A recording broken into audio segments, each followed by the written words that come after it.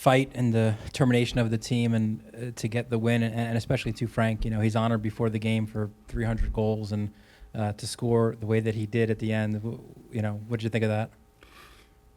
This is I think the fans and the people in front of the TV really enjoy the game because of the scenario of the game. It wasn't a pretty game. I don't think we played our best game, our best football. But sometimes it's important to win when you don't play well. And I think tonight we show a lot of character, a lot of desire, a lot of passion, and we keep believing until the end. And of course, he's taking something special to score at the crucial period of the game.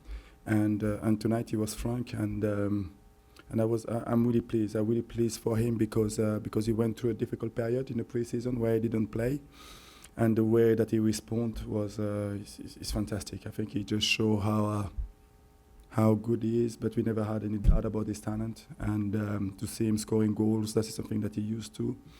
But to keep scoring goals at this level, I think is terrific. Patrick, after introducing Kyrie there to lead the attack, can you talk about his contribution and how important he was to the comeback? He was really important. He did what I was expecting him to do. I was really pleased, and the way that he played in the last 15 minutes, that is the way that he trained in the last 10, 15 days.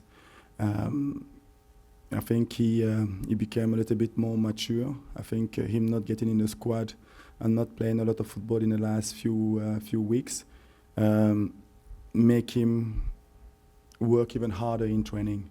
And I'm really pleased with the impact that he had when he came on. But the same for Mendoza. I think Mendoza brings something the same way that Federico came on in the beginning of the second half, and is important because that shows how important it is when you come from the bench. But it's showing as well that we have some really good players who can have an impact during the game. Patrick, you made a lot of adjustments in that going into that second half. You take off McNamara for Mendoza, Iraola came off. What was sort of the change in tactics at halftime that you discussed with the coaching staff and with the team? And then secondly, obviously you're learning about this New York City crowd, and the fans are very passionate people. You know, how do you feel your younger players welcomed a very intense atmosphere in the final 10 minutes of that game, even though you guys continued to press on? Yeah, I think the idea is to bring Federico and Mendoza was to bring a little bit more intensity in our game, because I felt with the staff that in the first half we were a little bit too passive, and we wanted to put them a little bit more pressure. And of course, when you don't play well, you need the crowd to be behind and to lift you. And I think tonight they were fantastic. I think that is one of the best atmosphere since I'm in this football club, and they always been behind the team, give them the support, and we needed them to win that game, and I'm really happy because they fully deserve that win as well, because they always been behind the team, supporting the team. So today is a really good night for the football club because we show our togetherness and the relationship that we have in the football club with the players, the fans, and that's really good. It's a really good night for us. Yeah, Patrick, hi. Conceding late is almost like a bad habit come back to life, which you seem to have put in the past a little bit. But it must have been disappointing, but does that you were able to come back, do these kind of games, they build well for the playoffs? No, well? I think the second goal we concede,